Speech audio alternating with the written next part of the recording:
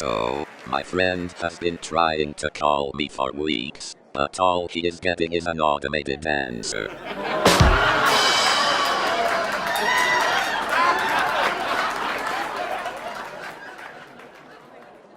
I had a heart attack earlier this year. The ambulance took me to PC World for repairs.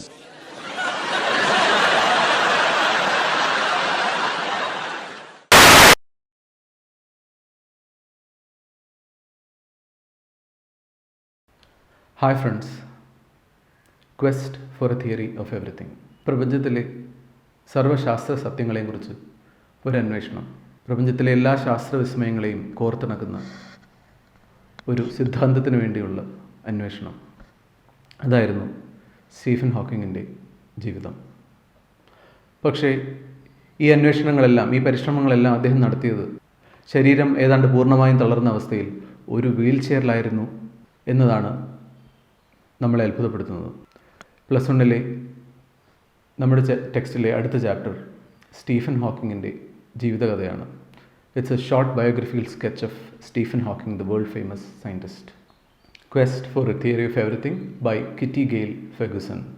Kitty Gail Ferguson എന്നൊരു ബയോഗ്രഫറാണ് Stephen ഹോക്കിങ്ങിൻ്റെ ഈ short biography എഴുതിയിരിക്കുന്നത്. Quest for a theory of everything. In the Cockcroft lecture room on April 29, 1980, scientists and university dignitaries gathered in steep tiers of seats facing a two-story wall of chalkboard and slide screen. 1980 ഒരുപാട് സയൻറ്റിസ്റ്റുകളും university ഡിഗ്നിറ്ററീസും വിശിഷ്ട വ്യക്തികളും അടങ്ങുന്ന ഒരു വലിയ lecture ഹാളിൽ Cambridge യൂണിവേഴ്സിറ്റിയിലെ, UK-യിലെ, ഇംഗ്ലണ്ടിലെ Cambridge യൂണിവേഴ്സിറ്റിയിലെ ലോകപ്രശസ്തമായ ഒരു സർവകലാശാലയാണ് കോക്ക്രോഫ്റ്റ് ലെക്ചർ ഹാളിൽ 1980 ഒരുപാട് സയൻറ്റിസ്റ്റുകളുടെയും ആ യൂണിവേഴ്സിറ്റിയിലെ ഒരുപാട് വിശിഷ്ട വ്യക്തികളുടെയും മുന്നിൽ ഒരാൾ ഒരു പേപ്പർ അവതരിപ്പിക്കാൻ പോവുകയാണ്. 2 നിലയോളം വരുന്ന ഒരു ചോക്ക് ബോർഡിൻ്റെയും സ്ലൈഡ് സ്ക്രീനിൻ്റെയും, ഈ സ്ലൈഡ് ഡിസ്പ്ലേ ചെയ്യുന്ന സ്ക്രീനാണ് സ്ലൈഡ് സ്ക്രീൻ, പിന്നെ അവിടെ ഒരു ചോക്ക് ബോർഡും ഉണ്ട്. അതിൻ്റെയും മുന്നിൽ ഒരാൾ വരികയാണ്. The occasion was the inaugural lecture by the new Lucasian professor of mathematics, the 38-year-old mathematician and physicist Stephen Hawking. അവിടെ സംസാരിക്കാൻ പോകുന്നത് മറ്റാരുമല്ല, 38 വയസ്സുള്ള സ്റ്റീഫൻ ഹോക്കിംഗ് ആണ്. 1980 സംഭവമാണത്. അദ്ദേഹം കേംബ്രിഡ്ജ് യൂണിവേഴ്സിറ്റിയിലെ ലൊക്കേഷൻ പ്രൊഫസർ ഓഫ് മാത്തമാറ്റിക്സ് ആയി ചാർജ് എടുത്ത് ആദ്യമായി നടത്തുന്ന സംഭാഷണം. ആ സംഭാഷണത്തിലേക്ക് കൂട്ടിക്കൊണ്ടുപോയിട്ടാണ് ഈ ചാപ്റ്റർ, അദ്ദേഹത്തിൻ്റെ ഈ ജീവചരിത്രക്കുറിപ്പ് തുടങ്ങുന്നത്. The title of the lecture was a question: is the end in sight for theoretical physics? Theoretical ഫിസിക്സിൻ്റെ അവസാനമാകാറായോ എന്ന് ചോദിച്ചുകൊണ്ടാണ് അദ്ദേഹത്തിൻ്റെ ലെക്ചറിലേക്ക് നമ്മുടെ ശ്രദ്ധയെ ക്ഷണിച്ചത്. ലെക്ചറിൻ്റെ ടൈറ്റിൽ അതായിരുന്നു, is the end in sight? Theoretical ഫിസിക്സിൻ്റെ അവസാനം കാണാറായോ? തിയറിറ്റിക്കൽ ഫിസിക്സ് നമുക്കറിയാം, ഫിസിക്സിൻ്റെ ഊർജ്ജതന്ത്രത്തിൻ്റെ ശാസ്ത്ര രഹസ്യങ്ങളുടെയൊക്കെ പ്രപഞ്ചത്തിൽ ഒരുപാട് സത്യങ്ങൾ, ബ്ലാക്ക് ഹോളുകൾ, നക്ഷത്രവ്യൂഹങ്ങൾ ഒക്കെ അടങ്ങുന്ന പ്രപഞ്ചത്തിൻ്റെ നമ്മൾ അന്വേഷിച്ചുകൊണ്ടിരിക്കുന്ന നിഗൂഢമായ രഹസ്യങ്ങളിലേക്ക് ഭൂമിയിലിരുന്നു കൊണ്ട് ഒബ്സർവേഷനുകളിലൂടെ ഒരു എത്തിനോട്ടം നടത്താൻ കഴിയുന്ന ഒരു സഹായിക്കുന്ന ഒരു ശാസ്ത്രശാഖയാണ് തിയറിറ്റിക്കൽ ഫിസിക്സ്. അത് പ്യുവർലി തിയറിറ്റിക്കലാണ്. തിയറിറ്റിക്കൽ ഫിസിക്സ് അവസാനിക്കുക എന്ന് പറഞ്ഞാൽ ഫിസിക്സിലെ എല്ലാ ചോദ്യങ്ങൾക്കും, അല്ലെങ്കിൽ ശാസ്ത്രത്തിലെ എല്ലാ ചോദ്യങ്ങൾക്കും ഉത്തരം കണ്ടെത്തി കഴിഞ്ഞു എന്നാണ്. ആ ചോദ്യമാണ് അദ്ദേഹം ഈ കാണികളോട് ചോദിക്കുന്നത്. Is the end in sight? Theoretical physics ഒരു ശാസ്ത്രശാഖ എന്ന നിലയിൽ അവസാനിക്കാറായോ? If theoretical physics ends, then the scientists of the world would have discovered all the answers to all the questions and mysteries of the world, of the universe. അപ്പോൾ അങ്ങനെ ഒരു ഞെട്ടിക്കുന്ന ചോദ്യത്തോടു കൂടിയാണ് അദ്ദേഹം ലെക്ചർ തുടങ്ങുന്നത്. His answer was, he thought it was, he startled his audience. അവിടെ ചുറ്റും അദ്ദേഹത്തിൻ്റെ ലെക്ചർ കേൾക്കാനെത്തിയ ഓഡിയൻസിന് മുന്നിൽ അദ്ദേഹം നടത്തിയ പ്രഖ്യാപനം he thought it was going to end എന്നായിരുന്നു. അദ്ദേഹത്തിൻ്റെ അഭിപ്രായത്തിൽ തിയറിറ്റിക്കൽ ഫിസിക്സ് അവസാനിക്കാറായി എന്ന് പ്രഖ്യാപിച്ചുകൊണ്ടാണ് അദ്ദേഹത്തിൻ്റെ സംഭാഷണം തുടങ്ങുന്നത്. ഹി ഇൻവൈറ്റഡ് ദം, അദ്ദേഹം അവരെ ക്ഷണിച്ചത് to join him in a sensational escape, ഒരു അഡ്വഞ്ചറസ് ജേണിക്ക് പോകാം എന്ന് പറഞ്ഞുകൊണ്ട് ആ ഒരു ശൈലിയിലാണ് അദ്ദേഹം ആ പ്രസംഗം തുടർന്നത്. ത്രൂ ടൈം ആൻഡ് സ്പേസ്, കാലത്തിലൂടെയും സ്ഥലത്തിലൂടെയും ഒരു യാത്ര, പ്രപഞ്ചത്തിൻ്റെ കോണുകളിലേക്ക്. To find the holy grail of science, സയൻസിൻ്റെ ഹോളി ഗ്രെയിൽ, വിശുദ്ധ പാനപാത്രം. എന്താണ് സയൻസിൻ്റെ holy grail? The holy grail of science is a theory of everything. പ്രപഞ്ചത്തിലെ എല്ലാ മിസ്റ്ററികളെയും എക്സ്പ്ലെയിൻ ചെയ്യാൻ കഴിയുന്ന ഒരു യൂണിഫൈഡ് തിയറിക്കാണ് ഹോളി ഗ്രെയിൽ ഓഫ് സയൻസ് എന്ന് പറയുന്നത്. സത്യത്തിൽ ഹോളി ഗ്രെയിൽ എന്ന് പറഞ്ഞാൽ യേശു അദ്ദേഹത്തിൻ്റെ ലാസ്റ്റ് സപ്പറിന് വീഞ്ഞ് പകർന്നു കൊടുക്കാൻ ഉപയോഗിച്ച പാനപാത്രമാണ് ഹോളി ഗ്രെയിൽ. അങ്ങനെ ഒരു പാനപാത്രം ലോകത്തെവിടെയോ ഇപ്പോഴും സൂക്ഷിച്ചു വെച്ചിട്ടുണ്ട് എന്നൊരു വിശ്വാസവും അതിനെ ചുറ്റിപ്പറ്റിയുള്ള നിഗൂഢമായ കുറേ അന്വേഷണങ്ങളൊക്കെയാണ് ഹോളി ഗ്രെയിൽ എന്നൊരു അതൊരു മിത്താണ്. ആരും ശാസ്ത്രീയമായും തെളിയിച്ചിട്ടില്ലെങ്കിലും പലപ്പോഴും ഒരുപാട് നൂറ്റാണ്ടുകളിലൂടെ മനുഷ്യൻ്റെ ഒരു വലിയ മിസ്റ്ററിയായി തുടരുന്ന ഒരു സംഭവമാണ് ഈ ഹോളി ഗ്രെയിൽ. യേശു ഉപയോഗിച്ച ഒരു വിശുദ്ധ പാനപാത്രം ലോകത്തെവിടെയോ ഇപ്പോഴും ഉണ്ടെന്നും അതിന് മാജിക്കൽ പവേഴ്സ് ഉണ്ടെന്നും അത് കണ്ടെത്താനുള്ള അന്വേഷണമൊക്കെ ഒരുപാട് നൂറ്റാണ്ടുകളായി, അതായത് കഴിഞ്ഞ 20 നൂറ്റാണ്ടുകളായി 2000 വർഷങ്ങളായി ലോകത്തിൻ്റെ ശ്രദ്ധയാകർഷിക്കുന്ന ഒരു മിസ്റ്ററിയാണ് ഹോളി ഗ്രെയിൽ. അതുപോലെ ശാസ്ത്രജ്ഞർ കഴിഞ്ഞ ഏതാനും നൂറ്റാണ്ടുകളായി അന്വേഷിച്ചുകൊണ്ടിരിക്കുന്ന ഒരു വലിയ യൂണിഫൈഡ് തിയറിയാണ്, ലോകത്തിലെ എല്ലാ നിഗൂഢതകളെയും ചുരുളഴിക്കാൻ കഴിയുന്ന ഒരു യൂണിഫൈഡ് സിംഗുലർ തിയറിയാണ് തിയറി ഓഫ് എവറിത്തിങ്. അപ്പം അതാണ് സയൻസിൻ്റെ ഹോളി ഗ്രെയിൽ. ലോകത്തിലെ എല്ലാ സയൻറ്റിസ്റ്റുകളും അന്വേഷിക്കുന്ന വിശുദ്ധ പാനപാത്രം, അല്ലെങ്കിൽ അവരുടെ ഏറ്റവും വലിയ സ്വപ്നം അതാണ്. പ്രപഞ്ചത്തിലെ എല്ലാ ശാസ്ത്ര സത്യങ്ങൾക്കും എക്സ്പ്ലനേഷൻ നൽകാൻ കഴിയുന്ന ഒരു തിയറി. നിങ്ങൾക്കറിയാം, പ്രപഞ്ചത്തിൽ ഇപ്പോഴും there are many unanswered questions. Dark matter എന്താണ്? ഡാർക്ക് എനർജി എന്താണ്? What happens inside star? അതൊക്കെ തിയററ്റിക്കലായിട്ട് ഭൂമിയിൽ ഇരുന്നു കൊണ്ട് പരീക്ഷണ നിരീക്ഷണങ്ങളിലൂടെ നമ്മൾ നടത്തുന്ന എക്സ്പെരിമെൻറ്റിൽ നിന്നൊക്കെ തെളിഞ്ഞു വരുന്ന ചില ഗസ് വർക്കുകൾ മാത്രമാണ്, ചില സർമൈസസ് മാത്രമാണ് ഈ ലോകത്തിലെ ശാസ്ത്രജ്ഞർക്ക് ഇപ്പോഴും അത്തരം ചോദ്യങ്ങളെക്കുറിച്ചൊക്കെ ഉള്ളത്. അപ്പോൾ അതിനെല്ലാം വിശദീകരിക്കുന്ന ഒരു യൂണിഫൈഡ് തിയറിക്ക് വേണ്ടിയുള്ള അന്വേഷണമാണ് ഈ സ്റ്റീഫൻ ഹോക്കിംഗ് നടത്തുന്നത്. അദ്ദേഹം അവിടെ പ്രഖ്യാപിച്ചത് അത് അങ്ങനെ ഒരു അന്വേഷണം അവസാനിക്കാറായി എന്നൊക്കെയാണ്. The theory that explains the universe and everything that happens in it. പ്രപഞ്ചത്തിൽ നടക്കുന്ന എല്ലാ പ്രതിഭാസങ്ങളെയും എക്സ്പ്ലെയിൻ ചെയ്യാൻ പറ്റുന്ന ഒരു തിയറി. അതിനുവേണ്ടിയാണ് അദ്ദേഹത്തിൻ്റെ അന്വേഷണം. Stephen Hawking sat silently in a wheelchair while one of his students read his lecture to the assembled company. പക്ഷേ അദ്ദേഹം നിശബ്ദനായി വേദിയുടെ ഒരു മൂലയ്ക്കിരുന്നതേ ഉള്ളൂ. അദ്ദേഹത്തിൻ്റെ ഒരു സ്റ്റുഡൻ്റാണ് ഈ അദ്ദേഹത്തിൻ്റെ പേപ്പർ, അദ്ദേഹത്തിൻ്റെ പ്രസംഗം എഴുതി തയ്യാറാക്കിയിരുന്ന പ്രസംഗം അവിടെ സദസ്സിന് മുന്നിൽ അവതരിപ്പിച്ചത്. Because he was sitting in a wheelchair. Judged by appearance alone, appearance മാത്രം കൊണ്ട് ജഡ്ജ് ചെയ്താൽ, കാഴ്ച കൊണ്ട് മാത്രം ജഡ്ജ് ചെയ്താൽ, Hawking didn't seem a promising choice to lead in a adventure. നമ്മളെ ഒരു അഡ്വഞ്ചർ യാത്രയ്ക്ക്, അഡ്വഞ്ചറസ് ആയ ഒരു അല്ലെങ്കിൽ ഇൻഫോർമേറ്റീവായ ഒരു യാത്രയ്ക്ക് നമ്മളെ കൂട്ടിക്കൊണ്ടുപോകാൻ ഒട്ടും കഴിവുള്ള ഒരു മനുഷ്യനാണ് അവിടെ ഇരിക്കുന്നതെന്ന് ഒരിക്കലും സ്റ്റീഫൻ ഹോക്കിങ്ങിൻ്റെ അപ്പിയറൻസ് കൊണ്ട് അദ്ദേഹത്തിന് ജഡ്ജ് ചെയ്താൽ നമുക്ക് തോന്നില്ല. Appearances are always deceptive. കാഴ്ച കൊണ്ട് നമുക്ക് ആരെയും ജഡ്ജ് ചെയ്യാൻ പറ്റില്ല. ഒരാളുടെ ഉള്ളിലെ ആത്മാവിൻ്റെ കഴിവെന്താണെന്ന്, അദ്ദേഹത്തിൻ്റെ ആത്മാവിൻ്റെ ശക്തി എന്താണെന്ന് ആ മനുഷ്യൻ്റെ ജീവിതം അടുത്തറിഞ്ഞവർക്ക് മാത്രമേ തിരിച്ചറിയാൻ കഴിയുള്ളൂ. അല്ലെങ്കിൽ ഒരു പക്ഷേ ഒരു ജീവിത കാലഘട്ടത്തിന് ശേഷം ആയിരിക്കാം അദ്ദേഹം ലോകത്തിന് നൽകിയ സംഭാവന എന്താണെന്ന് നമ്മൾ തിരിച്ചറിയുന്നത്. Stephen William Hawking was born on 8 January 1942 in Oxford, England. Oxford ഒരു സ്ഥലമാണ് ഇംഗ്ലണ്ടിലെ. ആ സ്ഥലത്തിൻ്റെ പേരിലാണ് ഓക്സ്ഫോർഡ് യൂണിവേഴ്സിറ്റി അറിയപ്പെടുന്നത്. ഇംഗ്ലണ്ടിലെ ഓക്സ്ഫോർഡിൽ 1942 സ്റ്റീഫൻ വില്യം ഹോക്കിംഗ് ജനിച്ചത്. It was exactly 300 years after the death of Galileo, the father of modern science. ആധുനിക ശാസ്ത്രത്തിൻ്റെ പിതാവ് എന്നറിയപ്പെടുന്ന ഗലീലിയോയുടെ കൃത്യമായി ഗലീലിയോ മരിച്ച് കൃത്യം 300 വർഷം തികയുന്ന ദിവസമാണ് സ്റ്റീഫൻ ഹോക്കിംഗ് ജനിക്കുന്നത്. അതൊരു മിസ്റ്ററിയായി ഇന്ന് അവശേഷിക്കുന്ന ഒരു ഇൻട്രസ്റ്റിംഗ് ഫാക്റ്റാണ്. അത് പറഞ്ഞുകൊണ്ട് അദ്ദേഹത്തിൻ്റെ ജീവചരിത്ര കുറിപ്പ് തുടങ്ങുന്നു. Frank and Isabel Hawking were Stephen's parents. സ്റ്റീഫൻ്റെ parents Frank Hawking and Isabel Hawking ആയിരുന്നു.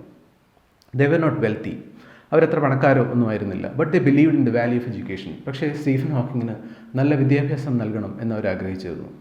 So they plan for Stephen to go to Westminster, a famous public school in the heart of London. London നഗരഹൃദയത്തിലെ ഒരു പ്രശസ്തമായ സ്കൂളാണ് Westminster school. അവിടെ അവനെ അയക്കണമെന്നാണ് അവർ ആഗ്രഹിച്ചിരുന്നത്. Unfortunately Stephen was ഇൽ at the time of scholarship examination. പക്ഷേ ഈ പരീക്ഷയുടെ തലേന്ന്, ആ വെസ്റ്റ്മിനിസ്റ്ററിലേക്കുള്ള സ്കോളർഷിപ്പ് പരീക്ഷയുടെ തലേന്ന് അദ്ദേഹത്തിനെ ഒരു ദുരന്തം വേട്ടയാടി. ഈ ദുരന്തങ്ങൾ നിരന്തരം വേട്ടയാടുന്ന ഒരു ജീവിതമാണ് സ്റ്റീഫൻ ഹോക്കിങ്ങിൻ്റേത്. അതിൽ ആദ്യത്തേത് അദ്ദേഹത്തിനെ അഫക്റ്റ് ചെയ്യുകയാണ്. വെസ്റ്റ്മിനിസ്റ്ററിലേക്കുള്ള സ്കോളർഷിപ്പ് എക്സാമിൻ്റെ തലേ ദിവസം അദ്ദേഹത്തിന് അസുഖം വരുന്നു. Therefore, he attended the local St. Albans school. അപ്പോൾ അദ്ദേഹത്തിൻ്റെ വീട്ടിനടുത്തുള്ള, ലോക്കൽ എന്ന വാക്കിൻ്റെ അർത്ഥം അടുത്തുള്ള എന്ന് മാത്രമാണ്, ലോക്കൽ ആയ ഒരു സെയിൻറ്റ് ആൽബൻസ് സ്കൂളിൽ അദ്ദേഹം പഠനം ആരംഭിച്ചു. By the time he was 8 വയസ്സായപ്പോഴത്തേക്കും he was thinking seriously about becoming a scientist. കൊച്ച് സ്റ്റീഫൻ ഹോക്കിംഗ് 8 വയസ്സ് മുതൽ ഒരു സയൻറ്റിസ്റ്റ് ആവണമെന്ന് ആഗ്രഹം പ്രകടിപ്പിച്ചിരുന്നു. Frank Hawking encourage his son to follow him into medicine. പക്ഷേ അദ്ദേഹത്തിൻ്റെ അച്ഛൻ ഫ്രാങ്ക് ഹോക്കിങ്ങിന് കൂടുതൽ ഇഷ്ടം തൻ്റെ മകനെ ഡോക്ടറാക്കാനായിരുന്നു. But Stephen found biology too imprecise. Biology ഇംപ്രിസൈസായ, കൃത്യമല്ലാത്ത ഒരു ശാസ്ത്രശാഖയാണെന്നാണ് സ്റ്റീഫൻ വിശ്വസിച്ചത്. നിങ്ങൾക്കറിയാം, ബയോളജിയും ഫിസിക്സും തികച്ചും വ്യത്യസ്തമായ അപ്രോച്ചുകൾ വേണ്ടുന്ന 2 വിഷയങ്ങളാണ്. സ്റ്റീഫന് ഇഷ്ടം ഫിസിക്സ് ആയിരുന്നു. He wanted a subject in which he could look for exact answers and get to the root of things. Stephen പഠിക്കാൻ ആഗ്രഹിച്ചിരുന്നത് was a subject with which he could get to the root of things. എല്ലാ വിസ്മയങ്ങളുടെയും റൂട്ടിലേക്ക്, അതിൻ്റെ വേരുകളിലേക്ക് ഇറങ്ങിച്ചെന്ന് ആ ചോദ്യങ്ങൾക്ക് ഉത്തരം കണ്ടെത്താൻ സ്റ്റീഫൻ്റെ മനസ്സ് ആഗ്രഹിച്ചിരുന്നു. ബയോളജിയിൽ, ജീവശാസ്ത്രത്തിൽ ജീവൻ്റെ വിസ്മയങ്ങൾ പഠിക്കുന്ന ഒരു ജീവശാസ്ത്രത്തിന് പോസിബിൾ ആയിരുന്നില്ല. കാരണം ജീവൻ്റെ ഉറവിടം എന്നും അജ്ഞാതമാണ്. അപ്പോൾ സ്റ്റീഫൻ കൂടുതൽ ഇഷ്ടം ഊർജ്ജതന്ത്രം പഠിക്കുവാനായിരുന്നു. Young Stephen was no prodigy. Stephen Hawking ഒരു പ്രോഡിജി ഒന്നും ആയിരുന്നില്ല, ഒരു ജീനിയസ് ഒന്നും ആയിരുന്നില്ല. He was just an ordinary English school boy. അവനൊരു സാധാരണ ഇംഗ്ലീഷ് സ്കൂൾ ബോയ് മാത്രമായിരുന്നു. Slow in learning to read. എഴുതാനും വായിക്കാനും ഒക്കെ പഠിച്ചത് വളരെ താമസിച്ചാണ്. His handwriting the despair of his teachers. Despair is hopelessness. അപ്പം അദ്ദേഹത്തിൻ്റെ ടീച്ചേഴ്സിനെയൊക്കെ ഹോപ്പ്ലെസ് ആക്കിക്കൊണ്ടാണ് അദ്ദേഹത്തിൻ്റെ ചിട്ടയില്ലാത്ത ഹാൻഡ് റൈറ്റിംഗ് കൊണ്ട് അദ്ദേഹം എഴുതിയിരുന്നത്. അവരെത്ര ശ്രമിച്ചിട്ടും അത് നന്നാക്കി എടുക്കാൻ അവർക്ക് കഴിഞ്ഞില്ല. He was ranked no more than half way up in his class. ക്ലാസ്സിലാണെങ്കിൽ ഒരിക്കലും പകുതിക്ക് മുകളിൽ റാങ്ക് വരാതെ ആവറേജ് ആയ ഒരു സ്റ്റുഡൻ്റായിരുന്നു അദ്ദേഹം എന്നും പഠിച്ചിരുന്നത്. ഐൻസ്റ്റീനെ കുറിച്ചും ഇങ്ങനെ കഥകൾ പറഞ്ഞു കേട്ടിട്ടുണ്ട്. അദ്ദേഹത്തിൻ്റെ ടീച്ചേഴ്സ് ഐൻസ്റ്റൈൻ ഒരു മന്ദബുദ്ധിയാണെന്ന് തെറ്റിദ്ധരിച്ചിട്ടുണ്ടെന്ന് വരെയാണ് പറയപ്പെടുന്നത്. അപ്പോൾ അതുപോലെ സ്റ്റീഫനും ഒരു വളരെ സാധാരണ, വളരെ ഒരു ആവറേജ് ആയ ഒരു വിദ്യാർത്ഥിയെ മാത്രമായിരുന്നു. പിൽക്കാലത്ത് അദ്ദേഹം ആരോടോ അദ്ദേഹത്തിൻ്റെ സ്വന്തം വിദ്യാഭ്യാസ കാലഘട്ടത്തെക്കുറിച്ച് പറഞ്ഞത്, ഇൻ ഹിസ് ഓൺ ഡിഫെൻസ്, അദ്ദേഹം സ്വയം ഡിഫെൻഡ് ചെയ്തുകൊണ്ട് അദ്ദേഹം പറഞ്ഞത്, it was A very bright class എന്നാണ്. അത് ഇദ്ദേഹത്തിൻ്റെ സ്വതസിദ്ധമായ നർമ്മബോധത്തിൻ്റെ ഒരു ബെസ്റ്റ് എക്സാമ്പിളാണ് ഈ ആൻസർ, അദ്ദേഹം കൊടുത്ത ഈ ഉത്തരം. എന്തുകൊണ്ടാണ് ക്ലാസ്സിൽ ഒരിക്കലും ജീനിയസ് അല്ലാതിരുന്നതെന്ന ചോദ്യത്തിന് അദ്ദേഹം പിൽക്കാലത്ത് നൽകിയ മറുപടിയാണ്, it was A bright class എന്നായിരുന്നു. ഞാൻ പഠിച്ചത് ബ്രൈറ്റായ വിദ്യാർത്ഥികളുണ്ടായിരുന്ന ഒരു ക്ലാസ്സിലായതുകൊണ്ടാണ് ഞാൻ ക്ലാസ്സിൽ എപ്പോഴും ആവറേജ് ആയത്, അല്ലാതെ എൻ്റെ കുഴപ്പം കൊണ്ടല്ല എന്ന് നർമ്മത്തിൽ പൊതിഞ്ഞ് മറുപടി പറഞ്ഞുകൊണ്ടാണ് അദ്ദേഹം ആ ചോദ്യത്തെ അവോയ്ഡ് ചെയ്തത്. ഈ നർമ്മബോധമാണ് സത്യത്തിൽ അദ്ദേഹത്തിൻ്റെ ഈ സ്പെഷ്യൽ ജീവിതത്തെ ഫേസ് ചെയ്യാൻ ഉള്ള പ്രാപ്തി അദ്ദേഹത്തിന് നൽകിയത്. At 14, Stephen knew that he would pursue mathematics and physics. 14 വയസ്സായപ്പോഴേക്കും സ്റ്റീഫൻ ഹോക്കിംഗ് തിരിച്ചറിഞ്ഞു തൻ്റെ വഴി മാത്സും ഫിസിക്സുമാണ്. His father called this impractical, for there were no jobs in mathematics except teaching. അദ്ദേഹത്തിൻ്റെ അച്ഛൻ വീണ്ടും അദ്ദേഹത്തെ പിന്തിരിപ്പിക്കാൻ ശ്രമിച്ചുകൊണ്ടേയിരുന്നു. കാരണം അദ്ദേഹത്തിന് തോന്നി ഒരിക്കലും മാത്സ് പഠിച്ച ഒരാൾക്ക് ഒരു നല്ല ജോലി ലഭിക്കില്ല എന്ന്. അങ്ങനത്തെ ഒരു കാലഘട്ടമായിരുന്നു. കാരണം ടീച്ചിങ് ജോബിനല്ലാതെ മാത്സും ഫിസിക്സും പഠിച്ചാൽ പ്രാക്ടിക്കലി ഒരു ജോലി സമ്പാദിക്കുന്നത് ബുദ്ധിമുട്ടായിരുന്നു. He wanted son to attend his own college. രണ്ടാമത്തെ കാരണം, സ്റ്റീഫൻ ഹോക്കിങ്ങിൻ്റെ അച്ഛൻ്റെ അതേ കോളേജിൽ തന്നെ മകനും പഠിക്കണമെന്ന് അദ്ദേഹം ആഗ്രഹിച്ചിരുന്നു. And Oxford offered no mathematics. Oxford യൂണിവേഴ്സിറ്റിയിലാണെങ്കിൽ മാത്സ് കോഴ്സ് ഇല്ലായിരുന്നു. He followed his father's advice and studied chemistry, physics and only a little maths in preparation for the entrance to Oxford. അപ്പോൾ ഓക്സ്ഫോർഡിലെ എൻട്രൻസിന് വേണ്ടി അദ്ദേഹം അച്ഛൻ്റെ ആഗ്രഹത്തിന് വഴങ്ങി ഫിസിക്സും കെമിസ്ട്രിയും കുറച്ച് മാത്സും മാത്രം പഠിച്ചു. He did well in physics and the interview was brilliantly accepted. അദ്ദേഹത്തിൻ്റെ ഇൻ്റർവ്യൂവിലൊക്കെ അദ്ദേഹം ചോദിച്ച ചോദ്യങ്ങൾക്ക് മറുപടി പറയുകയും അദ്ദേഹം ഫിസിക്സിൽ ഒരു ബെറ്റർ ദാൻ ആവറേജ് പഠനവും പ്രിപ്പറേഷനൊക്കെ നടത്തുകയൊക്കെ ചെയ്തു. ഓക്സ്ഫോർഡിൽ അദ്ദേഹം പഠനത്തിന് ചേർന്നു. In 1959, at the age of 17, Hawking went to Oxford to study natural science and to specialize in physics. 1959 17-ാമത്തെ വയസ്സിൽ സ്റ്റീഫൻ ഹോക്കിംഗ് ഓക്സ്ഫോർഡിൽ പഠനത്തിന് ചേർന്നു. അദ്ദേഹം സ്പെഷ്യലൈസ് ചെയ്യാൻ തിരഞ്ഞെടുത്തത് ഫിസിക്സ് ആണ്. ഓർക്ക് അദ്ദേഹം പഠിക്കാൻ ആഗ്രഹിച്ചത് മാത്സ് ആണ്. But as Oxford University did not offer maths as a course, he decided to join physics. He joined University College London. ഓക്സ്ഫോർഡിലെ യൂണിവേഴ്സിറ്റി കോളേജിലാണ് അദ്ദേഹം പഠനത്തിന് ചേർന്നത്. His father's college and the oldest at Oxford, founded in 1249 AD. 13-ാം നൂറ്റാണ്ടിൽ അല്ലേ, 1249 Oxford university സ്ഥാപിതമായത്. ലോകത്തിലെ തന്നെ ഏറ്റവും പഴക്കമുള്ള യൂണിവേഴ്സിറ്റികളിലൊന്നാണ് ഓക്സ്ഫോർഡും കേംബ്രിഡ്ജും ഒക്കെ. അപ്പം അത്രയും പാരമ്പര്യമുള്ള ഒരു സ്ഥലത്തേക്കാണ് സ്റ്റീഫൻ ഹോക്കിംഗ് ചെല്ലുന്നത്. Nevertheless, for about a year and a half, Hawking was lonely and bored. Nevertheless, എന്നിരുന്നാലും, for about a year and a half, ഏതാണ്ട് 1.5 വർഷത്തോളം, Hawking was lonely and bored in the campus. എന്തുകൊണ്ടോ ഹോക്കിങ്ങിന് ക്യാമ്പസിലെ സാഹചര്യങ്ങളുമായി പൊരുത്തപ്പെടാൻ കഴിഞ്ഞില്ല ആദ്യത്തെ 1.5 വർഷം. He was not inspired to relieve his boredom by exerting himself academically. എന്നാൽ ബോറടി മാറ്റാൻ അക്കാഡമിക്കായ കാര്യങ്ങളിലേക്ക് ശ്രദ്ധ കേന്ദ്രീകരിക്കാനോ, എക്സേർട്ട് ഹിംസെൽഫ് അക്കാഡമിക്കലി എന്നാണ് അദ്ദേഹത്തിൻ്റെ ഊർജ്ജമൊക്കെ അക്കാഡമിക്കലി പഠന കാര്യങ്ങളിൽ ചെലവഴിച്ചുകൊണ്ട് ബോറടി മാറ്റാനൊന്നും അദ്ദേഹത്തിന് കഴിഞ്ഞതുമില്ല. അത്രയും ഇൻസ്പയർഡ് ആയിരുന്നില്ല അദ്ദേഹം എന്ന്. But half way through his second year, 2-ാം വർഷം പകുതിയായപ്പോഴേക്കും ഹി ബിഗൻ എൻജോയിങ് ഓക്സ്ഫോർഡ്. 1.5 വർഷം എടുത്തു പുതിയ സാഹചര്യമായിട്ടൊക്കെ അദ്ദേഹത്തിന് പൊരുത്തപ്പെടാൻ. He became very popular and well accepted among his peers. അദ്ദേഹത്തിൻ്റെ പിയേഴ്സ്, സമന്മാരുമായി, അദ്ദേഹത്തിൻ്റെ സുഹൃത്തുക്കളുമായിട്ടൊക്കെ അക്സെപ്റ്റഡ് ആകാനും പുതിയ സാഹചര്യങ്ങളുമായിട്ടൊക്കെ ഇഴുകിച്ചേരാനും ഒക്കെ തുടങ്ങി. They remember him as lively, buoyant and adaptable. ആ കാലഘട്ടത്തിലെ അദ്ദേഹത്തിൻ്റെ സ്വഭാവ സവിശേഷതയായിട്ടൊക്കെ പിൽക്കാലത്ത് ഒരു പക്ഷേ അദ്ദേഹത്തിൻ്റെ സുഹൃത്തുക്കളൊക്കെ ഓർക്കുന്നത്, ഹി വാസ് വെരി ലൈവ്ലി, വളരെ ഊർജ്ജസ്വലനായ, ബോയൻ്റായ, എപ്പോഴും വളരെ ഹാപ്പിയായി പോസിറ്റീവായി നടക്കുന്ന, അഡാപ്റ്റബിളായ, എല്ലാ സാഹചര്യത്തോടും ഇണങ്ങിച്ചേരാനൊക്കെ കഴിവുള്ള ഒരു വിദ്യാർത്ഥിയായിട്ടാണ് അദ്ദേഹം അറിയപ്പെടുന്നത്, പിൽക്കാലത്ത് അറിയപ്പെട്ടത്. He war his hair long, മുടിയൊക്കെ നീട്ടി വളർത്തി. വാസ് ഫേമസ് ഫോർ ഹിസ് വിറ്റ്, അദ്ദേഹത്തിൻ്റെ ബുദ്ധിപരം അല്ലെ കൂർമ്മ ബുദ്ധിയോടെയുള്ള മറുപടികൾക്കും നർമ്മത്തിൽ ചാലിച്ച അദ്ദേഹത്തിൻ്റെ മറുപടികൾക്കും ഒക്കെ അദ്ദേഹം ഫേമസ് ആവാൻ തുടങ്ങിയത് ഈ കാലഘട്ടത്തിലാണ്. Like classical music, western classical മ്യൂസിക്കൊക്കെ ആസ്വദിക്കുന്ന, സയൻസ് ഫിക്ഷൻ വായിക്കുന്ന, ആൻഡ് ടു പാർട്ട് ഇൻ സ്പോർട്സിലൊക്കെ പങ്കെടുക്കുന്ന ഒരു വിദ്യാർത്ഥിയായിരുന്നു ആ കാലഘട്ടത്തിൽ ഓക്സ്ഫോർഡിലെ 2-ാം വർഷമൊക്കെ ആയപ്പോഴേക്കും Stephen Hawking. However at the end of the 3rd year, എന്നാൽ 3-ാം വർഷം അവസാനമായപ്പോഴേക്കും ഹോക്കിംഗ് ഓൾമോസ്റ്റ് ഫ്ലൗണ്ടേഡ്. ഹോക്കിങ്ങിൻ്റെ ജീവിതം താളം തെറ്റി തുടങ്ങി. He selected theoretical physics as a speciality. Theoretical physics സ്പെഷ്യാലിറ്റിയായി അദ്ദേഹം ഫോക്കസ് ചെയ്യുന്ന വിഷയമായി തിരഞ്ഞെടുത്തോടുകൂടിയാണ് അദ്ദേഹത്തിന് പ്രശ്നങ്ങൾ ആരംഭിക്കുന്നത്. He had then applied to a PhD at Cambridge and was accepted on condition that he got a first from Oxford. കാരണം അദ്ദേഹത്തിൻ്റെ ആഗ്രഹം കേംബ്രിഡ്ജിൽ പോയി തിയറിറ്റിക്കൽ ഫിസിക്സിൽ കൂടുതൽ പഠനം തുടരണം എന്നായിരുന്നു. പക്ഷേ അദ്ദേഹത്തിന് ഒരൊറ്റ കണ്ടീഷനിൽ മാത്രമാണ് കേംബ്രിഡ്ജിൽ അഡ്മിഷൻ ലഭിക്കാൻ പോകുന്നത്. ഓക്സ്ഫോർഡിൽ ഫസ്റ്റായി പാസ് ഔട്ട് ആവുന്ന വിദ്യാർത്ഥിക്ക് മാത്രമാണ് കേംബ്രിഡ്ജിൽ അഡ്മിഷൻ കൊടുക്കുന്നത് എന്നായിരുന്നു അദ്ദേഹത്തിൻ്റെ മുന്നിലെ ചാലഞ്ച്.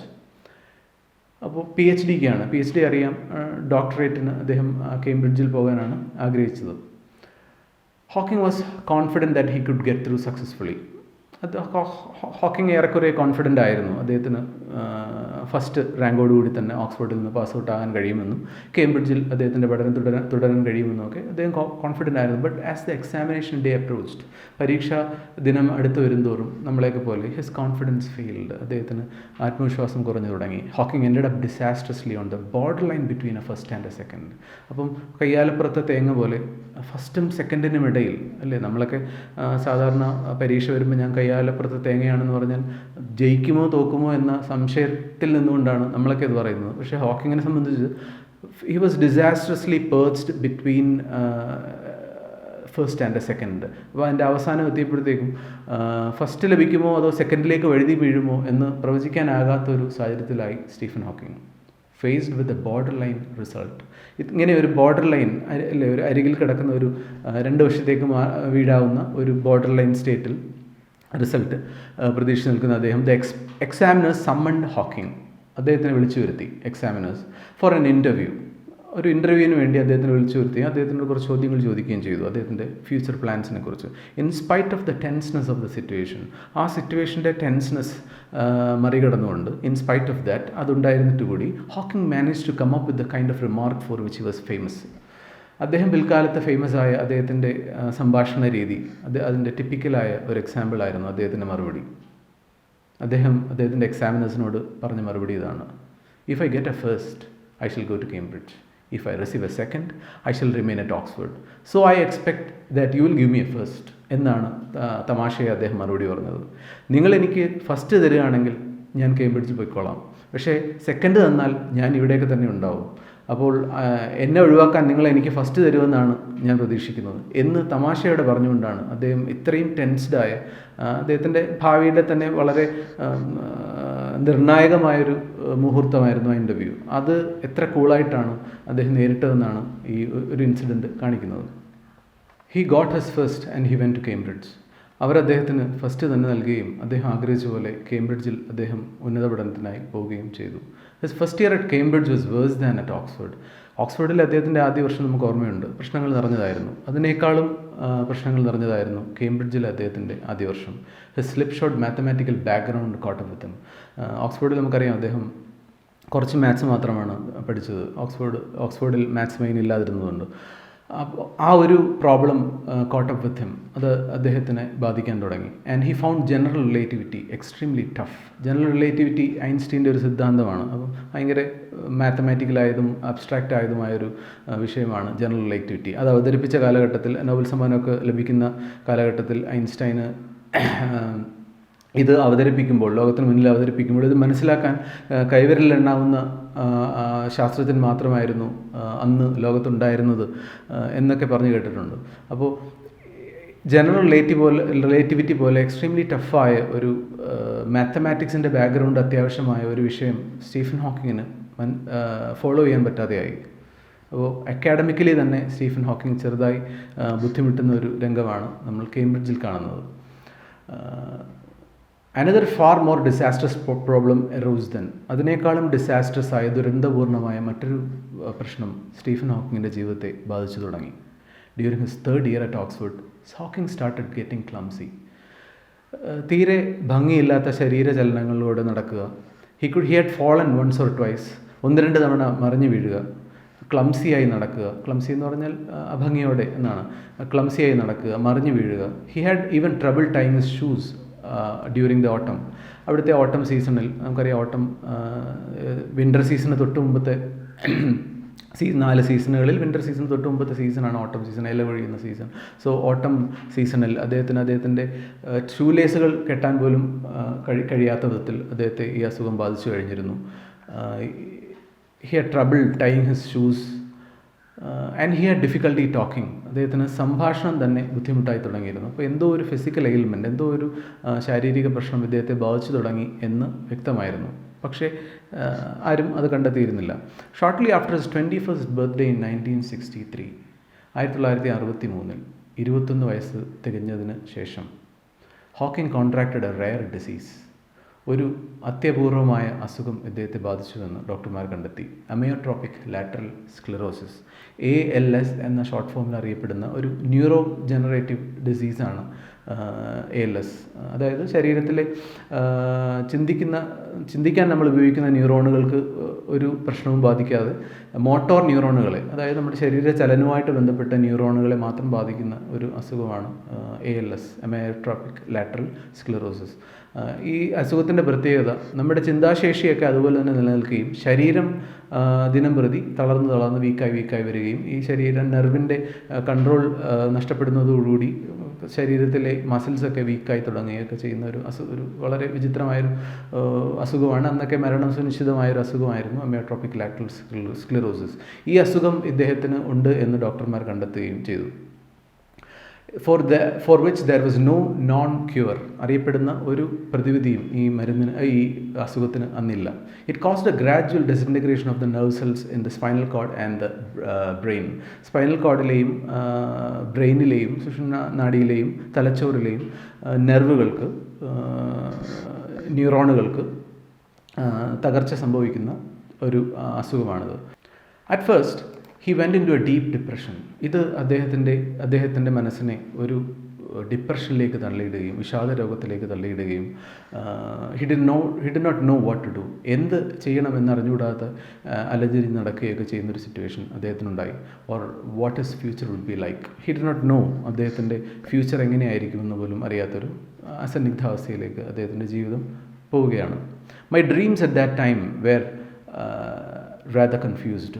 അദ്ദേഹത്തിൻ്റെ ആ കാലഘട്ടത്തിലെ സ്വപ്നങ്ങളൊക്കെ വളരെ കൺഫ്യൂസ്ഡ് ആയിരുന്നു എന്നാണ് അദ്ദേഹം പിൽക്കാലത്ത് അതിനെക്കുറിച്ച് പറഞ്ഞത്. Before my condition was diagnosed, എൻ്റെ കണ്ടീഷൻ ഡയഗ്നോസ് ചെയ്യുന്നതിന് മുമ്പ് I had been very board with life.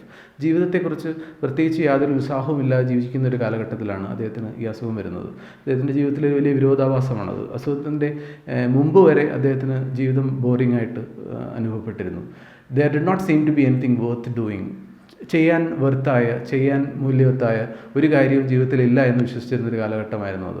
But shortly after I came out of the hospital, ഈ അസുഖം തനിക്കുണ്ട് എന്ന് തിരിച്ചറിഞ്ഞ് ഹോസ്പിറ്റലിൽ നിന്ന് മടങ്ങി വരുന്ന അദ്ദേഹം, I dreamed that I was going to be executed. അദ്ദേഹത്തിൻ്റെ ആദ്യത്തെ റിയാക്ഷൻ, അദ്ദേഹത്തിനെ ആരോ എക്സിക്യൂട്ട് ചെയ്യാൻ പോവുകയാണ്. അതായത് വധശിക്ഷയ്ക്ക് വിധിച്ച ഒരു കുറ്റവാളിയെ പോലെയാണ് അദ്ദേഹം ആശുപത്രിയിൽ നിന്ന് മടങ്ങി വരുന്നത്.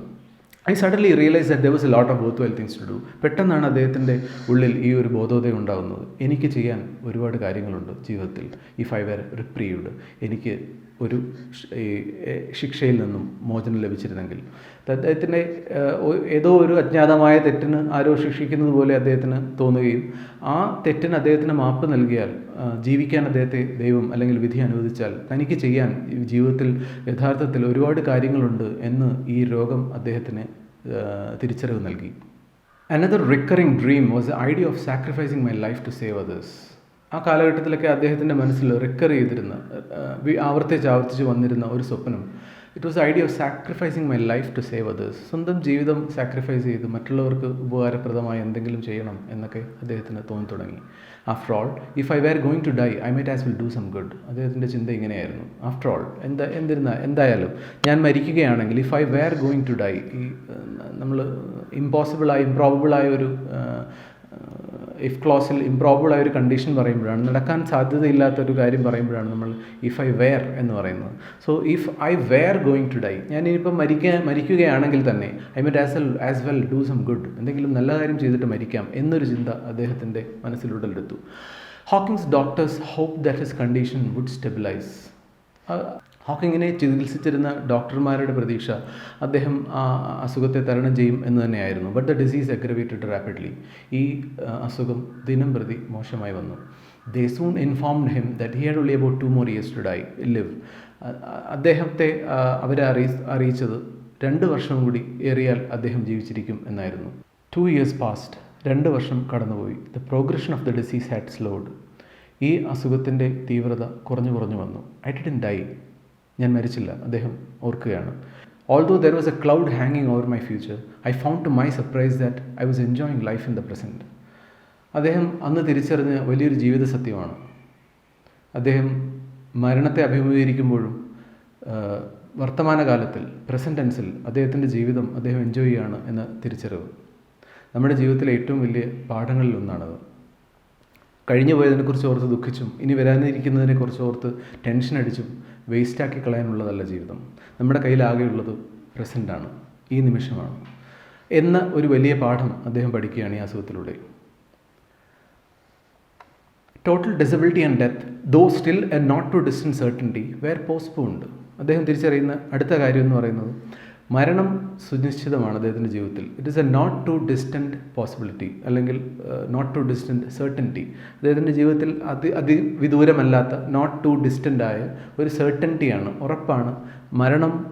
അതുപോലെ തന്നെ പൂർണ്ണമായ ഡിസബിലിറ്റി, ശാരീരിക വൈകല്യം, ഇത് രണ്ടും അദ്ദേഹത്തിന് സംഭവിക്കുമെന്ന് അദ്ദേഹം ഏറെക്കുറെ ഉറപ്പിച്ചു കഴിഞ്ഞിരുന്നു. പക്ഷേ ദേ വെയർ പോസ്റ്റ്പോൺഡ്. അദ്ദേഹത്തിന് കുറച്ച് കാലഘട്ടവും കൂടി അദ്ദേഹത്തിൻ്റെ ജീവിതത്തിൽ ഇങ്ങനെ നീട്ടിക്കിട്ടുകയാണ്, ഒരു വർഷവും. Hawking had his reprieve. അദ്ദേഹത്തിൻ്റെ ഒരു ലൈഫ് അദ്ദേഹത്തിന് കിട്ടിക്കഴിഞ്ഞു. Precarious and temporary one. Precarious എന്ന് നമ്മൾ സാറിന് പറയുന്നു, എന്തിൻ്റെങ്കിലും എഡ്ജിൽ വീഴാൻ പോകുന്ന വിധത്തിൽ അപകടകരമായിരിക്കുന്ന ഒരു വസ്തുവിനെയാണ് നമ്മൾ precarious. The car dangled precariously on the cliff എന്നൊക്കെ പറയും. കൊക്കയിലേക്ക് മറിഞ്ഞ് വീഴാറായി നിൽക്കുന്ന ഒരു കാറിനെയൊക്കെ പറയുന്നത് പ്രിക്കാരിയസ് എന്നാണ്. പ്രിക്കാരിയസ് ഹാങ്ങിങ് on the edge of the cliff എന്നൊക്കെ പറയാറുണ്ട്. സോ അദ്ദേഹത്തിൻ്റെ ജീവിതം അതുപോലെയായിരുന്നു. എപ്പോൾ വേണമെങ്കിലും മരണത്തിലേക്ക് എഴുതി വീഴാവുന്ന, മരണം കവർന്നുകൊണ്ട് പോകാവുന്ന ഒരു ടെമ്പററി ലൈഫ് മാത്രമാണ് അദ്ദേഹത്തിൻ്റെ എന്നൊക്കെ അദ്ദേഹത്തിന് വളരെ മനസ്സിലായി. സത്യത്തിൽ അപ്പോഴാണ് അദ്ദേഹത്തിന് മനസ്സിലാവുന്നത് ലൈഫ് എത്ര പ്രഷ്യസ് ആണെന്ന്. At new years party at saint Albans, അദ്ദേഹം വളർന്ന ഏരിയയാണ് അല്ലേ, അദ്ദേഹം പഠിച്ച സ്കൂളൊക്കെ സെയിൻറ്റ് ആൽബൻസിലായിരുന്നു എന്ന് നമ്മൾ പഠിച്ചല്ലോ. അപ്പോൾ സെയിൻറ്റ് ആൽബൻസിൽ വെച്ച് ഒരു ന്യൂ ഇയേഴ്സ് പാർട്ടിക്ക് just before he entered the hospital four test, Hawking had met Jain wild. Jain wild എന്ന പെൺകുട്ടിയെ അദ്ദേഹം ഒരു ന്യൂ ഇയർ പാർട്ടിക്ക് വെച്ച് ഇതിനിടയിൽ കണ്ടുമുട്ടിയിരുന്നു. ടു ഹെർ, അവളെ സംബന്ധിച്ച് ദിസ് ഡിഷെവൽഡ് ഗ്രാജുവേറ്റ്, ഇംപ്രോപ്പർലി ഡ്രസ്ഡ് ഒക്കെ ആയി അത്ര നീറ്റൊന്നും അല്ലാത്ത അസുഖം കൊണ്ടായിരിക്കാം, graduate student seemed terribly intelligent. അവൾക്ക് തോന്നിയത് അതിഭയങ്കരമായ കൂർമ്മ ബുദ്ധിയുള്ള, ടെറിബിളി ഇൻ്റലിജൻ്റായ, എക്സെൻട്രിക്കായ, കുറച്ച് കിറുക്കനായ, റാദർ അരഗൻ്റായ, സ്ത്രീകളോടൊക്കെ വളരെ റൂഡായിട്ടൊക്കെ സംസാരിക്കുന്ന ഒരു ചെറുപ്പക്കാരനായിട്ട് അവൾക്ക് തോന്നിയിരുന്നു. But he was interesting and she like his wit. അപ്പോൾ അവൾക്ക് ഇദ്ദേഹത്തിൻ്റെ വിറ്റ്, അദ്ദേഹത്തിൻ്റെ നർമ്മബോധം വളരെ ഇഷ്ടപ്പെട്ടിരുന്നു. When Jane met him after his discharge from the hospital. അപ്പോൾ അങ്ങനെ ഒരു സൗഹൃദത്തിലായ ഇവർ രണ്ടുപേരും പിന്നീട് കണ്ടുമുട്ടുന്നത് അദ്ദേഹത്തിന് ഹോസ്പിറ്റലിൽ നിന്ന് മടങ്ങി വരുമ്പോഴാണ്, അസുഖബാധിതനായി മടങ്ങി വരുമ്പോഴാണ്. He was really in a pathetic state. ദയനീയമായൊരവസ്ഥയിലായിരുന്നു അപ്പോഴത്തേക്കും അദ്ദേഹത്തിൻ്റെ മനസ്സ്. I think he has lost his will to live. പിൽക്കാലത്ത് ജെയിൻ വൈൽഡ് ഓർക്കുന്നത് അപ്പോഴേക്കും അദ്ദേഹത്തിൻ്റെ ജീവിക്കാനുള്ള ഇച്ഛാശക്തി നഷ്ടപ്പെട്ട് കഴിഞ്ഞിരുന്നു. ഇവർ രണ്ടാമത് കണ്ടുമുട്ടുമ്പോഴേക്കും ഹി വാസ് ടോട്ടലി കൺഫ്യൂസ്ഡ്. തികച്ചും കൺഫ്യൂസ്ഡായ ഒരു മാനസികാവസ്ഥയിലാണ് അദ്ദേഹം എന്ന് she commented. She was not however put off by his physical or mental condition. Stephen ഹോക്കിങ്ങിൻ്റെ ശാരീരികമോ മാനസികമായ അവസ്ഥകളെ ഒന്നുമല്ല ജെയിൻ വൈൽഡ് നോക്കിയത്, ആ മനുഷ്യൻ്റെ നർമ്മബോധവും സ്വസിദ്ധമായ കഴിവുകളും ഒക്കെയാണ്.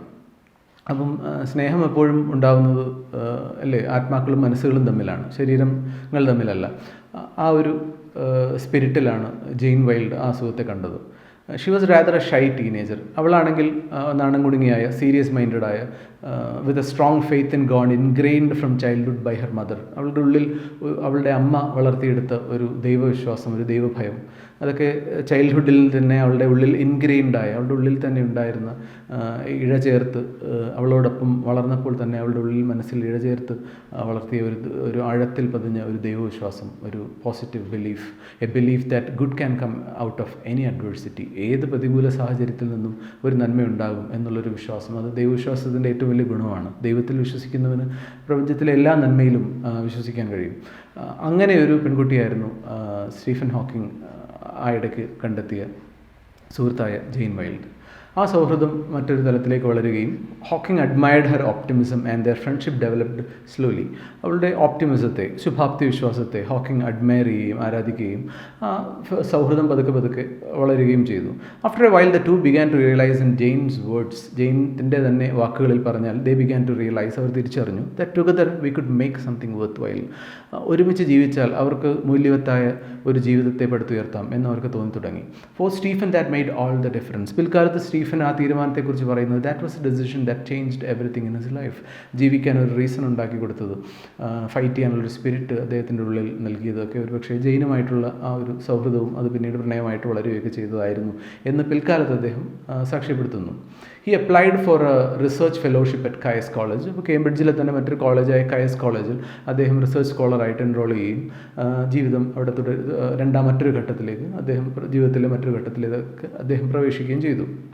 ഇൻ 1965, 1965 23-ാമത്തെ വയസ്സിൽ Hawking received his fellowship at Caius and in July of the year Jane and he were married.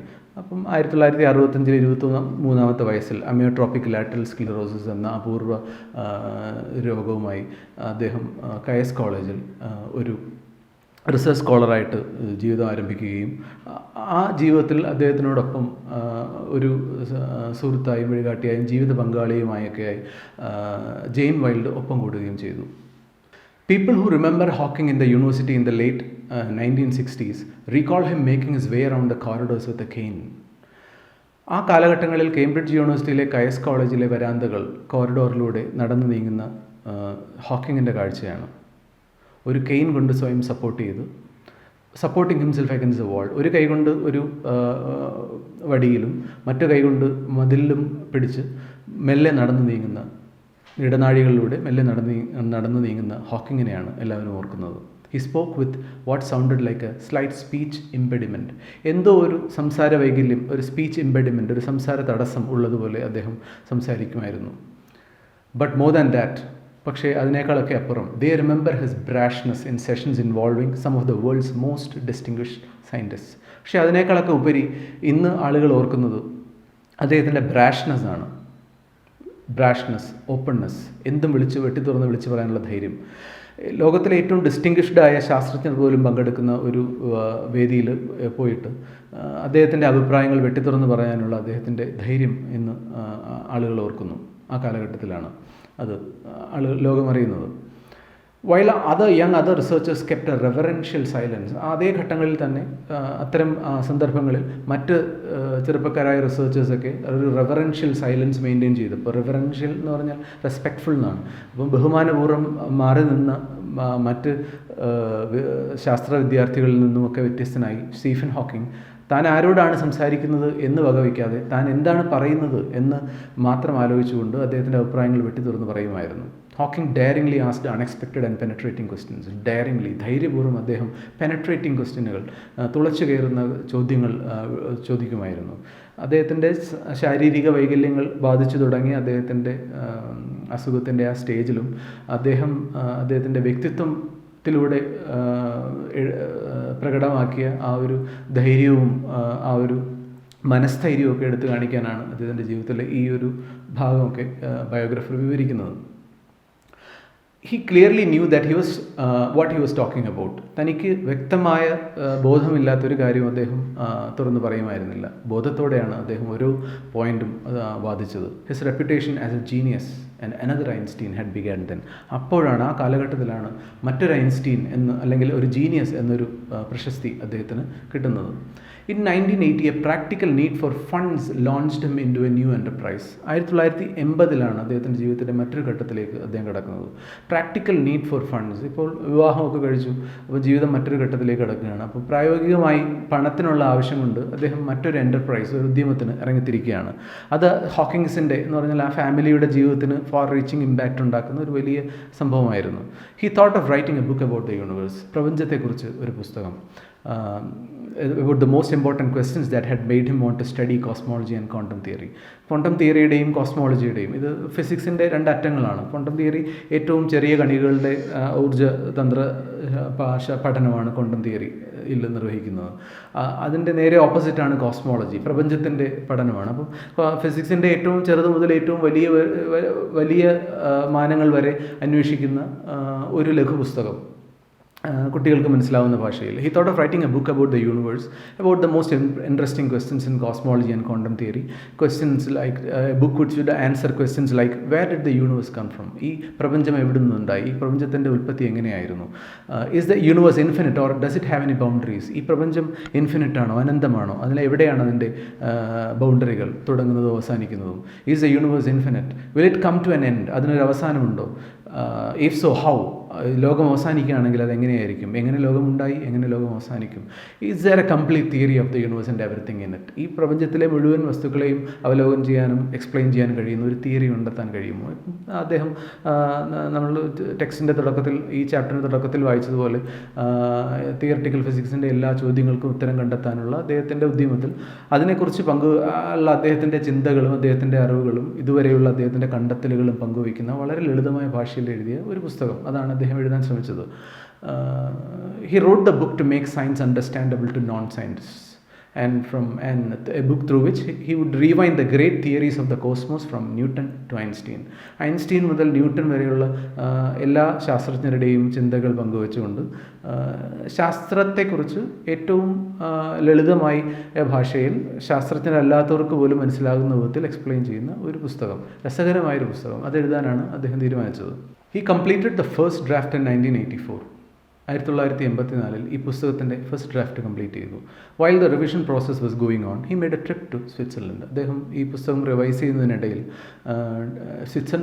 സ്വിറ്റ്സർലാൻഡിലേക്ക് ഒരു യാത്ര പോകാൻ തീരുമാനിച്ചു. സ്വിറ്റ്സർലൻഡിലെ കണികാ പരീക്ഷണമൊക്കെ നടക്കുന്ന ലാബിൽ സന്ദർശിക്കാനാണെന്നാണ്. He was down with pneumonia. അവിടെ വെച്ച് അദ്ദേഹത്തിന് ന്യൂമോണിയ പിടിവിടുകയും ഡോക്ടർമാർ അദ്ദേഹത്തെ ഒരു ലൈഫ് സപ്പോർട്ട് സിസ്റ്റത്തിൽ ആക്കുകയും ചെയ്തു. Doctors gave A choice.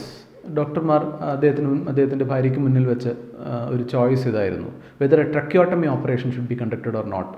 Trachea നമ്മുടെ വിൻ പൈപ്പാണ്. വിൻ പൈപ്പ് റിമൂവ് ഇപ്പം ന്യൂമോണിയ ബാധിച്ച അദ്ദേഹത്തിൻ്റെ വിൻ പൈപ്പ് റിമൂവ് ചെയ്യണോ വേണ്ടയോ എന്നൊരു പ്രതിസന്ധിയിലായി ഡോക്ടേഴ്സും അദ്ദേഹത്തിൻ്റെ കുടുംബവും. പ്രശ്നം ഇതാണ്: it might save his life. ഒരു പക്ഷേ ഈ ട്രക്കിയോട്ടമി അദ്ദേഹത്തിൻ്റെ ജീവൻ രക്ഷിച്ചേക്കാം. But he would never be able to speak or make a vocal sound in his life again. ഇനി ഒരിക്കലും അദ്ദേഹത്തിന് സംസാരിക്കുവാനോ ഒരു വോക്കൽ ശബ്ദം, അദ്ദേഹത്തിൻ്റെ തൊണ്ട കൊണ്ട് ഒരു ശബ്ദം പോലും ഇനി ഉണ്ടാക്കാൻ അദ്ദേഹത്തിന് കഴിയില്ല. കാര്യം അദ്ദേഹത്തിൻ്റെ വിൻ പൈപ്പ് പൂർണ്ണമായിട്ടും റിമൂവ് ചെയ്യാൻ പോവാണ് ഈ ഓപ്പറേഷനിലൂടെ. പക്ഷേ അദ്ദേഹത്തിൻ്റെ ലൈഫ് ഒരു പക്ഷേ അവർക്ക് സേവ് ചെയ്യാൻ കഴിഞ്ഞേക്കും. അപ്പോൾ ഓൾറെഡി ഒരു ഗുരുതരമായ അസുഖം ബാധിച്ച് വീക്കായ അദ്ദേഹത്തിൻ്റെ ശരീരത്തിന് മറ്റൊരു അസുഖം, ന്യൂമോണിയ പോലൊരു അസുഖം കൂടി താങ്ങാനുള്ള ശേഷിയില്ലായിരുന്നു. അപ്പോൾ ഡോക്ടേഴ്സ് പറഞ്ഞത് ഇതിനെ റിമൂവ് ചെയ്യല്ലാതെ അവർക്ക് മറ്റു വഴിയില്ല, അത് തന്നെ അദ്ദേഹത്തിൻ്റെ ജീവൻ രക്ഷിക്കുമെന്ന് യാതൊരു ഗ്യാരണ്ടിയുമില്ല. അങ്ങനെ ഒരു പ്രതിസന്ധിയിലായി അദ്ദേഹത്തിൻ്റെ ജീവിതം. It might save his life എന്നാണ്. With grave misgivings Jane consented. വളരെ സീരിയസ് ആയ സംശയത്തോടുകൂടി, ഭയത്തോടുകൂടി Jane consented to the decision of the doctors. അപ്പം അങ്ങനെ വിൻ പൈപ്പ് റിമൂവ് ചെയ്യാനുള്ള ട്രക്കിയോട്ടമി ഓപ്പറേഷൻ നടത്താൻ അവർ കൺസെൻറ്റ് നൽകി, സമ്മതം നൽകി. The future was looking very bleak, Jane remarked. ആ കാലഘട്ടത്തെക്കുറിച്ച് ജെയിൻ പിന്നീട് പറഞ്ഞിട്ടുള്ളത് the future was looking very bleak എന്നാണ്. ഭാവി വളരെ ഡാർക്കായിട്ടാണ് അവർക്ക് ഫീൽ ചെയ്തത്. Hawking could no longer breathe through his mouth and nose, but only through a permanent opening made in his throat. അദ്ദേഹത്തിൻ്റെ കഴുത്തിൽ ഈ ഡോക്ടേഴ്സ് ഈ സർജറിയിലൂടെ സൃഷ്ടിച്ചെടുത്ത ഒരു ചെറിയ ഹോളിലൂടെയാണ് അദ്ദേഹം ശ്വസിക്കുന്നത്. അപ്പം അത്തരം ഭീകരമായ കോംപ്ലിക്കേഷനുകളിലേക്ക് അദ്ദേഹത്തിൻ്റെ അസുഖം പോവുകയാണ്. After many weeks of intensive care, ഒരുപാട് ദിവസം ഇൻറ്റൻസീവ് കെയർ യൂണിറ്റിലൊക്കെ കിടന്നതിന് ശേഷം he went home to join Jane and his 3 children. ഈ വർഷങ്ങൾക്കിടയിൽ അദ്ദേഹത്തിന് 3 കുട്ടികൾ ജനിക്കുകയൊക്കെ ചെയ്തു. അപ്പോൾ വീട്ടിലേക്ക് അദ്ദേഹം ചെല്ലുന്നത് ഈ അവസ്ഥയിലാണ്. സംസാരിക്കാനുള്ള ശേഷി എന്നേക്കുമായി നഷ്ടപ്പെട്ട് ന്യൂമോണിയ ബാധിതനായി റിക്കവർ ചെയ്താണ് അദ്ദേഹം തിരിച്ച് വീട്ടിലേക്ക് വരുന്നത്. ആ കാലഘട്ടത്തെക്കുറിച്ചാണ് ജെയിൻ ഓർത്ത് പറഞ്ഞത് the future was looking very bleak. ഇനി ആ കുടുംബം എന്ത് ചെയ്യും? വീണ്ടും ഒരു ചോദ്യചിഹ്നമായി സ്റ്റീഫൻ്റെ അസുഖവും അവർക്ക് മുന്നിൽ എത്തി. വീണ്ടും അദ്ദേഹത്തിൻ്റെ ജീവിതത്തിൽ രക്ഷകനെ പോലെ മറ്റൊരാൾ കടന്നു വരുന്നതാണ് ഇനി നമ്മൾ കാണാൻ പോകുന്നത്. He was still too weak and ill to continue his research. അദ്ദേഹത്തിൻ്റെ റിസർച്ച് കണ്ടിന്യൂ ചെയ്യാൻ കഴിയാത്തൊരു ശാരീരികാവസ്ഥയിൽ അദ്ദേഹത്തിൻ്റെ പുസ്തകം എഴുത്തെങ്കിലും കണ്ടിന്യൂ ചെയ്യാൻ എന്ത് ചെയ്യുമെന്ന്, കാരണം അദ്ദേഹത്തിന് പറഞ്ഞു കൊടുത്ത് എഴുതിക്കുവാനോ സ്വയം എഴുതുവാനോ കഴിയാത്ത അവസ്ഥയിലേക്ക് അദ്ദേഹത്തിൻ്റെ ജീവിതം മാറി. ആ കാലഘട്ടത്തിലാണ് വോൾട്ടോസ് എന്നൊരു കമ്പ്യൂട്ടർ എക്സ്പേർട്ട് ഇദ്ദേഹത്തിന് വേണ്ടി ഒരു സോഫ്റ്റ്വെയർ ഉണ്ടാക്കി നൽകുന്നത്. A computer expert in California, Walt Wolters, sent him a program he had developed called the Equalizer, which allowed Hawking to select words from a screen. ഒരു സ്ക്രീനിൽ തെളിഞ്ഞു വരുന്ന വാക്കുകളിൽ നിന്ന് ഹോക്കിംഗ് പറയാൻ ആഗ്രഹിക്കുന്ന വാക്കിനെ സെലക്ട് ചെയ്യാൻ സഹായിക്കുന്ന ഒരു കമ്പ്യൂട്ടർ സോഫ്റ്റ്വെയർ അദ്ദേഹത്തിന് മിനിമം ശരീര ചലനം കൊണ്ട് തന്നെ ചെയ്യാൻ പറ്റുന്ന ഒരു സോഫ്റ്റ്വെയർ. പിൽക്കാലം നിങ്ങൾ ഇൻ്റർവ്യൂവിലൊക്കെ കണ്ടുണ്ടായി അദ്ദേഹത്തിൻ്റെ ചീക്കിലെ ഒരു മസിൽ അനക്കി, അതായത് നമ്മൾ മൗസൊക്കെ ഉപയോഗിക്കുന്ന പോലെ അദ്ദേഹത്തിൻ്റെ മുഖത്തെ മസിലുകൾ മാത്രം അനക്കിക്കൊണ്ടാണ് അദ്ദേഹം കമ്പ്യൂട്ടറുമായിട്ടൊക്കെ ഇൻറ്ററാക്ട് ചെയ്തിരുന്നത്. അപ്പം അതിൻ്റെ ഒരു ആദ്യ ഫോം വാൾട്ട് വോൾട്ടേഴ്സ് എന്നൊരു സയൻറ്റിസ്റ്റ് അദ്ദേഹത്തിന് ഉണ്ടാക്കി നൽകി. He thought he would be unable to finish his book. തൻ്റെ പുസ്തകത്തിൻ്റെ എഴുത്ത് ഒരിക്കലും തുടരാൻ കഴിയുമെന്ന് അദ്ദേഹം കരുതിയതല്ല. But with the support of his student Brian Whitt, അവിടെയും മറ്റൊരാൾ അദ്ദേഹത്തിൻ്റെ സഹായത്തിനെത്തുകയാണ്. ബ്രയൻ വിറ്റ് എന്ന അദ്ദേഹത്തിൻ്റെ ഒരു സ്റ്റുഡൻറ്റ് തന്നെ സഹായിച്ച് A brief history of time was published in 1988. അപ്പോൾ അസുഖമൊക്കെ ബാധിച്ച് 4 വർഷങ്ങൾക്ക് ശേഷം, അതിനും ഒരുപാട് വർഷങ്ങൾക്ക് മുമ്പ് തുടങ്ങിയ ഒരു ഉദ്യമമായിരുന്നു അല്ലേ, ഒരുപാട് തടസ്സങ്ങൾ പ്രതിബന്ധങ്ങളൊക്കെ നേരിട്ട് ഒടുവിൽ 1988 ആ പുസ്തകം പുറത്തിറങ്ങി. September 2005 there was another release of an abridged version of the book. ഈ ബുക്കിൻ്റെ ഒരു എഡിറ്റഡ് വെർഷൻ രണ്ടാമത് ഇറക്കുകയും ചെയ്തു. This version was updated to address the new issues that had arisen due to the further scientific development.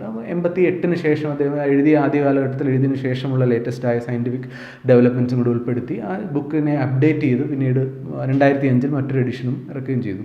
This book, A Brief History of Time, became an international bestseller and ഇതിൻ്റെ cover പേജിൽ തന്നെ Stephen ഹോക്കിങ്ങിൻ്റെ ഒരു പടമൊക്കെ ആയിട്ട് world famous ആവുകയാണ്. Stephen Hawking എന്ന സയൻറ്റിസ്റ്റിൻ്റെ ചിന്തകളിലും ആ മനുഷ്യൻ്റെ ജീവിതത്തിലെ ഇച്ഛാശക്തിയും, ഒരു വീൽ ചെയറിൽ ഇരുന്നു കൊണ്ട് പ്രപഞ്ചത്തിൻ്റെ അത്ഭുതങ്ങളെക്കുറിച്ച് സംസാരിക്കാനുള്ള അദ്ദേഹത്തിൻ്റെ ആ ഒരു ജീവിത സാഹചര്യങ്ങളും ഒക്കെ വ്യക്തമാക്കുന്ന ഒരു പുസ്തകം എന്ന നിലയിൽ അല്ലേ, ആ പുസ്തകം വേൾഡ് ഫേമസായി. ലോകത്തിൻ്റെ ഇമാജിനേഷനെ അത് ആകർഷിക്കുകയും ചെയ്തു. One will encounter A multitude of paradoxes in the book. ഈ പുസ്തകത്തിൽ നിങ്ങൾക്ക് ഒരുപാട് പാരഡോക്സുകൾ, ഒരുപാട് വിരോധാഭാസങ്ങൾ, ശാസ്ത്രീയമായ അത്ഭുതങ്ങൾ ഒക്കെ നിങ്ങളെ അദ്ദേഹം പരിചയപ്പെടുത്തി തരുന്നുണ്ട്. ആ പുസ്തകത്തിൽ നിന്ന് പറയുന്നത് പോലെ, in science and with people things are often not what they seem. മനുഷ്യരുടെ കാര്യത്തിലായാലും ശാസ്ത്രത്തിലായാലും things are not often what they seem. പുറമേ നിന്ന് കാണുന്ന പോലെയല്ല കാര്യത്തോടെടുക്കുമ്പോഴുള്ള വസ്തുതകൾ. Pieces that ought to fit together refuse to do so. പലപ്പോഴും ചേരേണ്ട കഷ്ണങ്ങൾ ചേരില്ല. അപ്രതീക്ഷിതമായ ഒരുപാട് പ്രതിസന്ധികളിലൂടെയൊക്കെ നിങ്ങൾക്ക് ജീവിതം മുന്നോട്ട് കൊണ്ടുപോകേണ്ടി വരും. You will learn that beginnings may be endings. ചിലപ്പോൾ തുടക്കങ്ങൾ അവസാനങ്ങളായി മാറിയേക്കാം. അപ്പോൾ അതൊക്കെ ശാസ്ത്രത്തിൻ്റെ ഒരു വലിയ അത്ഭുതമാണ്. അപ്പോൾ ഒരു ദിവസത്തിൻ്റെ അവസാനം എന്ന് പറയുന്നത് രാത്രി 12 മണി എന്ന് പറയുന്നത് വാസ്തവത്തിൽ മറ്റൊരു ദിവസത്തിൻ്റെ തുടക്കമാണ്. അപ്പോൾ അവിടെ അത് തുടക്കമാണ് അവസാനം എന്നൊരു ചോദ്യമുണ്ട്. നമ്മളിപ്പോൾ ഒരു വാതിൽ പകുതി തുറന്നിട്ടാൽ അത് പകുതി തുറന്നിട്ട വാതിലും പകുതി അടച്ചിട്ട വാതിലുമാണ്. അപ്പോൾ അതൊക്കെ ഒരു പാരഡോക്സ് ആണ്. അതുപോലെ എന്തെല്ലാം പാരഡോക്സുകളാണ്, എന്തൊക്കെ വിസ്മയങ്ങളാണ് പ്രപഞ്ചം ഒരുക്കി വെച്ചിരിക്കുന്നത്. 2 great scientific theories. Cruel circumstances can lead to happiness. ജീവിതത്തിലെ മറ്റൊരു യാഥാർത്ഥ്യമാണ്. ക്രൂരമായ ഒരുപാട് സർക്കംസ്റ്റാൻസുകളിലൂടെ നമ്മൾ ജീവിച്ചു പോകുമ്പോൾ, പരിതസ്ഥിതികളിലൂടെ നമ്മൾ ജീവിച്ചു പോകുമ്പോഴാണ് ചിലപ്പോൾ നമുക്ക് ജീവിതത്തിൽ സന്തോഷം ലഭിക്കുന്നത്. Fame and success may not.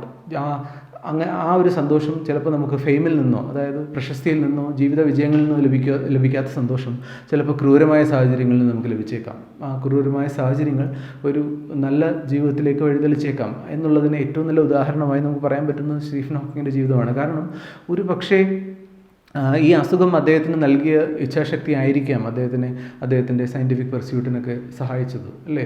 അല്ലെങ്കിൽ ഒരു പക്ഷേ ലോകപ്രശസ്തനാക്കിയത് പോലും അദ്ദേഹത്തിൻ്റെ ഈ വൈകല്യത്തെ മറികടക്കാനുള്ള അദ്ദേഹത്തിൻ്റെ ഇച്ഛാശക്തി ആയിരിക്കാം.